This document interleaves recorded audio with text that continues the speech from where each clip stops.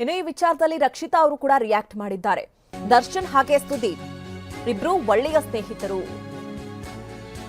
ಎಲ್ಲರ ಹೋರಾಟ ಪೈರಸಿ ವಿರುದ್ಧ ಅಷ್ಟೇ. ಸ್ಟಾರ್ ವಾರ್ ಬಗ್ಗೆ ನಟಿ ರಕ್ಷಿತಾ ಪ್ರೇಮ್ ಪ್ರತಿಕ್ರಿಯಿಸಿದ್ದಾರೆ. ಸುದೀಪ್ ತುಂಬಾ ಕ್ಲಿಯರ್ ಆಗಿ ಹೇಳಿದ್ದಾರೆ. ಆ ಸ್ಟೇಜ್ ಮೇಲೆ ಯಾಕವರು ಆ ರೀತಿ ಮಾತನಾಡಿದ್ರು ಅನ್ನೋದ್ರ ಬಗ್ಗೆ ಅವ್ರು ಕೂಡ ಕ್ಲಾರಿಟಿ ಕೊಟ್ಟಿದ್ದಾರೆ. ಒಬ್ಬರ ಜೊತೆ ಇನ್ನೊಬ್ರು ಜಗಳ ಆಡ್ತಾ ಇಲ್ಲ. ವಿಜಯಲಕ್ಷ್ಮಿ ಮಾತನಾಡಿರೋದು ಸುದೀಪ್ ಬಗ್ಗೆ ಅಲ್ಲ. ವಿಜಯಲಕ್ಷ್ಮಿ ನನಗೆ ಒಳ್ಳೆಯ ಸ್ನೇಹಿತೆ ಅಂತ TV9ಗೆ ನಟಿ ರಕ್ಷಿತಾ ಪ್ರೇಮ್ ಹೇಳಿಕೆ ಕೊಟ್ಟಿದ್ದಾರೆ. ನಮ್ಮ ಪ್ರತಿನಿಧಿ ಮಾಲ್ತೇಶ್ ಜಗ್ಗಿನ್ ರಕ್ಷಿತಾ ಅವರೊಂದಿಗೆ ಮಾತನಾಡಿದ್ದಾರೆ.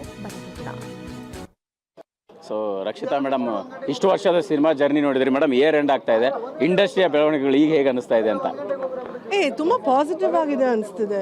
ಯುದ್ಧಕ್ಕೆ ಸಿದ್ಧ ಮಾತಿಗೆ ಬದ್ಧ ಅಂತ ಒಂದು ಮಾತು ಹಂತ ಹಂತವಾಗಿ ಬದಲಾಗಿದ್ದು ಹೇಗೆ? ಓಪನ್ ಆಗಿ ಅವನು ಹೇಳಿದ್ದಾನೆ, ಅದು ಪೈರಸಿ ವಿರುದ್ಧ ಮಾತಾಡಿದ್ದೀನಿ ಅಂತ. ಇನ್ಫ್ಯಾಕ್ಟ್ ಅದು ಅವರೇ ಅಲ್ಲ, ನಿನ್ನೆ ನಾನು ಇನ್ನೊಬ್ರು ಟೀಮ್ ಹತ್ರ ಮಾತಾಡ್ತಾ ಇದ್ದೆ. ಅವ್ರು ಸ್ಟೇಷನ್ಗೆ ಹೋಗಿದ್ರು ಕಂಪ್ಲೇಂಟ್ ಕೊಡೋಕ್ಕೆ ದಟ್ ಅವ್ರದ್ದು ಸಿನಿಮಾ ತುಂಬ ಪೈರಸಿ ಆಗಿತ್ತು ಅಂತ. ಸೊ ಇದು ಒಬ್ರದ್ದು ಹೋರಾಟ ಅಲ್ಲ ಅನಿಸುತ್ತೆ. ಇಂಡಸ್ಟ್ರಿಯಲ್ಲಿ ಪ್ರತಿಯೊಬ್ಬ ಪ್ರೊಡ್ಯೂಸರ್, ಪ್ರತಿಯೊಬ್ಬ ಡೈರೆಕ್ಟರ್ ಹೋರಾಟ ಇದು. ಮೇಡಮ್, ಈಗ ಸುದೀಪ್ ಮಾತಾಡಿದ್ರು, ಅದಾದ ನಂತರ ವಿಜಯಲಕ್ಷ್ಮಿ ಮೇಡಮ್ ಮಾತಾಡಿದ್ದು ಮತ್ತೊಂದು ಹಂತಕ್ಕೆ ಅದು ಎಲ್ಲೋ ಒಂದು ಕಡೆ ಸೋಷಿಯಲ್ ಮೀಡಿಯಾ ವಾರ್ ಶುರು ಆಗ ಕಾರಣ ಆಯ್ತು. ವಿಜಯಲಕ್ಷ್ಮಿ ಮೇಡಮ್ ನೀವು ತುಂಬ ಕಂಡಂಗೆ ಅವರ ಮಾತಿನ ವಿಶೇಷತೆ ಏನಂತ? ಅವಳು ನಂಗೆ ತುಂಬ ಕ್ಲೋಸ್ ಆಗಿದ್ದಾಳೆ. ಬಟ್ ನನಗೆ ಅವಳು ಯಾರದು ವಿರುದ್ಧ ಮಾತಾಡಿದ್ಲು ಅಂತ ನಂಗೆ ಆನೆಸ್ಟ್ಲಿ ಅನಿಸಿಲ್ಲ. ನನಗೇನು ಅನಿಸ್ತು ಅಂದರೆ ಮೇ ಬಿ ಯಾವುದೋ ಒಂದು ವಿಚಾರಕ್ಕೆ ಅವಳಿಗೆ ಸ್ವಲ್ಪ ಅಪ್ಸೆಟ್ ಆಗಿರ್ಬೋದು. ಆ ವಿಚಾರವನ್ನು ಅವಳು ಹೇಳಿದ್ದಾಳೆ. ನಮ್ಮ ವೈಯಕ್ತಿಕ ವಿಚಾರಗಳನ್ನು ಹಂಚ್ಕೊಳ್ಳೋದ್ರಲ್ಲಿ ಏನು ತಪ್ಪಿಲ್ಲ ಅನಿಸುತ್ತೆ. ಬಟ್ ನನಗೆ ಅವಳು ಯಾರೋ ಒಬ್ಬರ ಬಗ್ಗೆ ಮಾತಾಡಿದ್ದಾರೆ ಅಂತ ನಂಗೆ ಖಂಡಿತ ಅನಿಸಿಲ್ಲ. ಫೈನಲಿ ದರ್ಶನ್ ಮತ್ತು ಸುದೀಪ್ ಅವರ ಸ್ನೇಹದ ಬಗ್ಗೆ ನಿಮಗೇನು ಅನಿಸುತ್ತೆ? ಈ ವಿವಾದ ಯಾವಾಗ ತಣ್ಣಗಾಗ್ಬೋದು ಅನ್ನೋಂಥದ್ದು ಅನಿಸುತ್ತೆ? ಅವ್ರು ಆಚೆ ಬಂದು ಅವರಿಬ್ಬರು ಕೂತ್ಕೊಂಡು ಮಾತಾಡಿದಾಗ ಬಹುಶಃ ಇದೆಲ್ಲ ಸರಿ ಹೋಗ್ಬೋದು. ಅಲ್ಲಿವರೆಗೂ ಕಾಯೋಣ. ನಿಮ್ಗೆ ಗೊತ್ತಿರಂಗೆ ಮಿಸ್ಅಂಡರ್ಸ್ಟ್ಯಾಂಡಿಂಗ್ ಕಾರಣ ಏನಿರ್ಬೋದು? ನನಗೆ ಅವರಿಬ್ಬರು ನಿಜವಾಗ್ಲೂ ಈ ವಿಚಾರ ಮಾತಾಡೇ ಇಲ್ಲ. ಸುದೀಪ್ ಅವರು ಮಾತಾಡಿಲ್ಲ, ದರ್ಶನ್ ಅವರು ಮಾತಾಡಿಲ್ಲ. ಬಟ್ ನನಗೆ ಒಂದಂತೂ ಹೇಳ್ತೀನಿ, ದರ್ಶನ್ ಅವರು ಒಂದು ಫ್ರೆಂಡ್ ಅಂತ ಯಾರಿಗಾದರೂ ಅಂದ್ಕೊಂಡ್ರೆ ಕೊನೆ ಉಸಿರು ಇರೋವರೆಗೂ ಅವ್ರ ಫ್ರೆಂಡ್ ಅಂತಲೇ ಅನ್ಕೋತಾರೆ. ಅದಂತೂ ನಾನು ಅವ್ರ ಬಗ್ಗೆ ಹೇಳಬಲ್ಲೆ. ಸುದೀಪ್ ನನಗೆ ನಾನು ಹೇಳಿದಾಗೆ ಅವ್ನು ನನ್ನ ಮೊದಲನೇ ಸ್ನೇಹಿತ ಅವನ ಇಂಡಸ್ಟ್ರಿಯಲ್ಲಿ. ಇವತ್ತವರೆಗೂ ನಾವು ಫ್ರೆಂಡ್ಸ್ ಆಗಿದ್ದೀವಿ. ಸೊ ನನಗೆ ಬಹುಶಃ I don't think there is any misunderstanding. ಸಣ್ಣ ಪುಟ್ಟ ಮಿಸ್ಅಂಡರ್ಸ್ಟ್ಯಾಂಡಿಂಗ್ ಮನೆಗಳಲ್ಲೇ ಬರುತ್ತೆ ಕಣೋ, ಎಲ್ಲೂ ಆಚೆ ಬರೋಲ್ಲ. ಪ್ರೀತಿ ಇರೋ ಜಾಗದಲ್ಲಿ ಸ್ವಲ್ಪ ಜಗಳಗಳು ಆಗುತ್ತೆ, ಎಲ್ಲ ಸರಿ ಹೋಗುತ್ತೆ. ಇದಿಷ್ಟು ರಕ್ಷಿತಾ ಪ್ರೇಮ್ ಅವರ ಮಾತಾಗಿರ್ತಕ್ಕಂಥದ್ದು. ಕ್ಯಾಮ್ರಾ ಪರ್ಸನ್ ಗಿರೀಶ್ ಜೊತೆ ಮಾಲ್ತೇಶ್ ಜಗ್ಗಿನ್, TV9 ಬೆಂಗಳೂರು. ಇದಿಷ್ಟು ರಕ್ಷಿತಾ ಅವರ ಮಾತಾದ್ರೆ. ಈ ಬಗ್ಗೆ ಪ್ರೇಮ್ ಅವರು ಕೂಡ ರಿಯಾಕ್ಟ್ ಮಾಡಿದ್ದಾರೆ. ದರ್ಶನ್ ಸುದೀಪ್ ಚಿತ್ರರಂಗದ ಜೋಡೆತ್ತುಗಳು. ಸ್ಟಾರ್ ವಾರ್ ಬಗ್ಗೆ ನಟ ನಿರ್ದೇಶಕ ಪ್ರೇಮ್ ಪ್ರತಿಕ್ರಿಯಿಸಿದ್ದಾರೆ. ದರ್ಶನ್ ಮತ್ತು ಸುದೀಪ್ ನನ್ನ ಕ್ಲೋಸ್ ಫ್ಯಾಮಿಲಿ. ಕಲಾವಿದರು ಅನ್ನೋದಕ್ಕಿಂತ ಹೆಚ್ಚಾಗಿ ಆತ್ಮೀಯರು. ಸುದೀಪ್ ಬಗ್ಗೆ ದರ್ಶನ್ ಕೆಟ್ಟನಾಗಿ ಮಾತನಾಡಲ್ಲ. ಸುದೀಪ್ ಕೂಡ ದರ್ಶನ್ ಬಗ್ಗೆ ಮಾತನಾಡೋದಿಲ್ಲ. ಇಬ್ರು ಒಬ್ರಿಗೊಬ್ರು ಕೆಟ್ಟದಾಗಿ ಮಾತನಾಡಲ್ಲ. ಯಾರೋ ಕಿಡಿಗೇಡಿಗಳಿಂದ ಈ ರೀತಿ ಆಗ್ತಾ ಇದೆ ಅಂತ TV9ಗೆ ನಟ ನಿರ್ದೇಶಕ ಪ್ರೇಮ್ ಹೇಳಿಕೆಯನ್ನು ಕೊಟ್ಟಿದ್ದಾರೆ. ನಮ್ಮ ಪ್ರತಿನಿಧಿ ಮಾಲ್ತೇಶ್ ಜಗ್ಗಿನ್ ಪ್ರೇಮ್ ಅವರೊಟ್ಟಿಗೆ ಮಾತನಾಡಿದ್ದಾರೆ. ಬನ್ನಿ ಕೂಡ. ಸುದೀಪ್ ಅವರು ಮತ್ತು ದರ್ಶನ್ ಅವರ ಸ್ನೇಹದ ವಿಚಾರ, ಅವರ ಒಂದು ಸ್ಟಾರ್ ವಾರ್, ಫ್ಯಾನ್ಸ್ ವಾರ್ ಸಾಕಷ್ಟು ಚರ್ಚೆ ಕಾರಣ ಆಗ್ತದೆ. ನೀವಿಬ್ಬರಿಗೂ ಕೂಡ ಆಪ್ತರು, ಇಬ್ಬರು ಜರ್ನಿನೂ ನೋಡಿದಿರಿ. ಈ ಕ್ಷಣಕ್ಕೆ ಎಲ್ಲ ಘಟನೆಗಳನ್ನು ನೋಡಿದ್ರೆ ಹೇಗೆ ಅನಿಸುತ್ತೆ ಸರ್? ಒಂದು ಯಾವುದು ಏನು ನಡೀತಾ ಇದೆ, ಈಗಿನ ಪರಿಸ್ಥಿತಿಗಳೇನು ನಡೀತಾ ಇದೆ ತುಂಬ ಚೆನ್ನಾಗಿ ನಡೀತಾ ಇದೆ. ಏನು not like any other nuisance ಏನು ನಡೀತಾ ಇಲ್ಲ. ಒಂದು ದರ್ಶನ್ ಅವರಾಗಲಿ ನನಗೆ ತುಂಬ ಆತ್ಮೀಯ, ನನ್ನ ಫ್ಯಾಮಿಲಿ. ಓಕೆ, ಸುದೀಪ್ ಅವರು ಆಗಲಿ ತುಂಬ ನನ್ನ ಕ್ಲೋಸ್ ಫ್ಯಾಮಿಲಿ. ನಾನು ಇಬ್ಬರೊಟ್ಟಿಗೂ ಕೆಲಸ ಮಾಡಿದ್ದೀನಿ, ಇಬ್ಬರು ನನ್ನ ಹತ್ತಿರದವರು, ನನ್ನ ಫ್ಯಾಮಿಲಿ. ಅವರು ಕಲಾವಿದರು ಅನ್ನೋದಕ್ಕಿಂತ ಹೆಚ್ಚಾಗಿ ನಾನು ಸುದೀಪ್ ಸರ್ನ ಅಣ್ಣನ ಸ್ಥಾನದಲ್ಲಿ ನೋಡ್ತೀನಿ. ದರ್ಶನ್ ಅವ್ರನ್ನ ತುಂಬ ಫ್ರೆಂಡು, ತುಂಬ ಆತ್ಮೀಯ ನನಗೆ. ಸೊ ಆ ಇದರಲ್ಲಿ ನೋಡ್ತೀನಿ ತುಂಬ. ಏನಕ್ಕೆ ಅಂತಂದರೆ ಇಬ್ಬರೂ ಅಷ್ಟೇ, ಇಬ್ಬರು ಫ್ಯಾನ್ಸ್ಗಳು ಅಷ್ಟೇ ಒಳ್ಳೇದು. ಆಗಲಿ ಸುದೀಪ್ ಅವರಾಗಲಿ ದರ್ಶನ್ ಅವ್ರ ಬಗ್ಗೆ ಯಾವತ್ತೂ ಮಾತಾಡಲ್ಲ.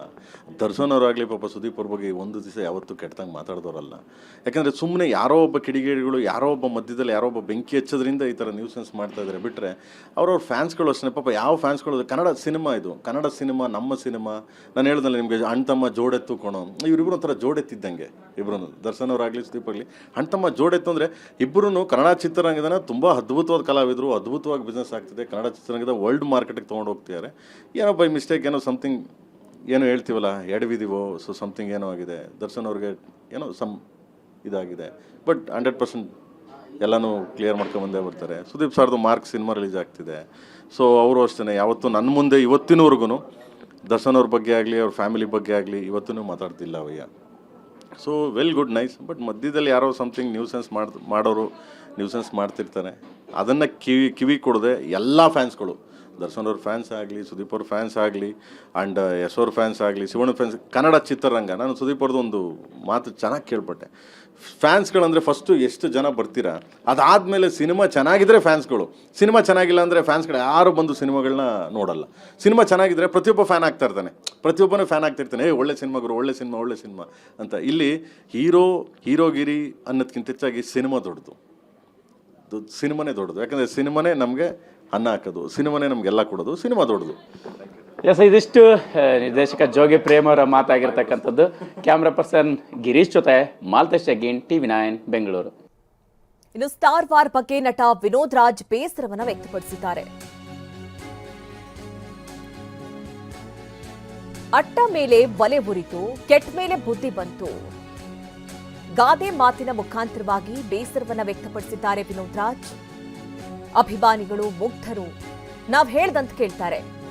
ನಮ್ಮ ಮಾತು ಅಭಿಮಾನಿಗಳನ್ನ ದಾರಿ ತಪ್ಪಿಸಬಾರದು. ನಾವು ಆಡೋ ಮಾತಿನ ಮೇಲೆ ಎಚ್ಚರಿಕೆ ಇರಬೇಕು. ಇದು ನೆಲಮಂಗಲದಲ್ಲಿ ನಟ ವಿನೋದ್ ರಾಜ್ ಅವರ ಹೇಳಿಕೆ.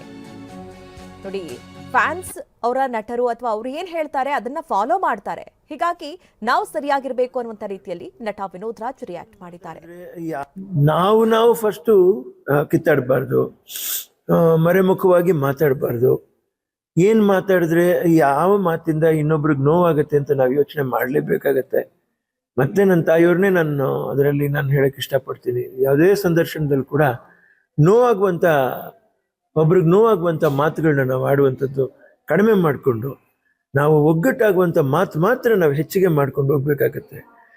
ಒಗ್ಗಟ್ಟಿಲ್ಲ ಅಂದರೆ ತುಂಬ ಕಷ್ಟ ಆಗೋಗ್ಬಿಡುತ್ತೆ, ಫ್ಯಾನ್ ವಾರ್ ಸ್ಟಾರ್ಟ್ ಆಗುತ್ತೆ. ಏನೂ ಇಲ್ಲ, ನಾವೆಲ್ಲ ಚೆನ್ನಾಗಿದ್ದೀವಿ ಅಂತ ಒಂದೊಂದು ಮಾತು ನಮ್ಮ ಬಾಯಿಗಳಲ್ಲಿ ಬಂದ್ಬಿಟ್ರೆ ಅದಷ್ಟೇ ಚೆನ್ನಾಗಿರುತ್ತೆ. ಅದಕ್ಕೆ ಹೇಳ್ತಾ ಇರೋದು, ಈ ಅಟ್ಟಿದ ಮೇಲೆ ಒಲೆ ಉರಿತು, ಕೆಟ್ಟ ಮೇಲೆ ಬುದ್ಧಿ ಬಂತು ಅನ್ನೋ ಥರ ಆಗಬಾರ್ದು. ಅದು ಇರುವಾಗ ಅದನ್ನು ನಾವು ಬೇಯಿಸ್ಕೊಂಡು ಒಳ್ಳೆಯದನ್ನು ನಾವು ಊಟ ಮಾಡೋಕ್ಕೆ ಪ್ರಯತ್ನ ಪಡಬೇಕು. ಒಳ್ಳೆತನದಿಂದ ಒಳ್ಳೆಯದನ್ನು ನಾವು ಉಳಿಸ್ಕೊಳ್ಳೋಕೆ ಪ್ರಯತ್ನ ಪಡಬೇಕು. ಖಂಡಿತ ಕಲಾವಿದರಲ್ಲಿ ಆ ಒಗ್ಗಟ್ಟು ಯಾವತ್ತೂ ಇರಬೇಕು. ದಯವಿಟ್ಟು ಎಲ್ಲರೂ ಪ್ರೀತಿಯಿಂದ ವರ್ತಿಸಿ. ಅಭಿಮಾನಿಗಳಿಗೆ ಮುಗ್ಧರು ಅವರು, ನಾವೇನು ಹೇಳ್ತೀವೋ ಅವ್ರು ಅದನ್ನೇ ಕೇಳ್ತಾರೆ. ಆದರೆ ಅದಕ್ಕೆ ನಾವು ಮಾತಾಡೋ ಮಾತನ್ನ ತುಂಬ ಎಚ್ಚರಿಕೆಯಿಂದ ಮಾತಾಡಿದ್ರೆ ತುಂಬ ಚೆನ್ನಾಗಿರ್ತದೆ. ಅಷ್ಟೇ, ತಲೆನೇ ಕೆಡಿಸ್ಕೋಬಾರ್ದು. ಏನಿಲ್ಲಿ ನಾವು ಗಳಿಸ್ಕೊಂಡು ಹೋಗ್ತೀವಿ, ಏನು ಗಳಿಸ್ಕೊಂಡು ಹೋಗೋದಿಲ್ಲ. ಒಳ್ಳೆಯವರು ಕೆಟ್ಟವರು ಅನ್ನೋದು ಎರಡು ವಿಷಯ ಬಿಟ್ಟರೆ ನಾವು ಮಾಡಿದ್ದು ಏನಾದರೂ ಇದ್ರೆ ಅದೊಂದು ಸ್ವಲ್ಪ ನೆನೆಸ್ಕೊತಾರೆ ಜನ, ಅಷ್ಟೇ. ನಾವು